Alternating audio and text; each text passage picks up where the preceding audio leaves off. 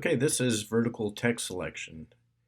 To select these bullets here without affecting the rest of the paragraph, you can hit the Option key and drag a rectangle around those or highlight, and you can hit Delete.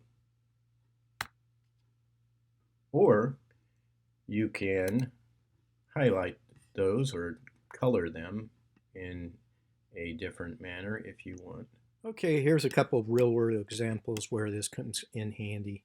Say you get this text from a PDF or someone said you can copy this and you paste it in here. It's got these strange bullets and just, it's hard to, you'd have to go and remove each one of these down there. Well, there's a way to work around that. You select the text, you come up here to the top, to that indent top. It's hard to grab the top part of that and get this over here out of the way.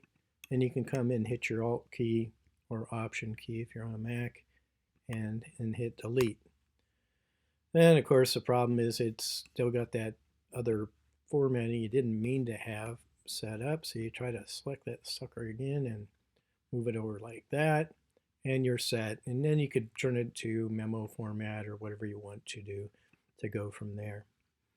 So the other one is you get a table with all these extra tabs in it, and you might not, let's say there's some other formatting you want to do. But so hitting the Alt key or Option key, you can select these extra tabs, hit Delete, do it here again, Delete, and actually looks like that's another case of it.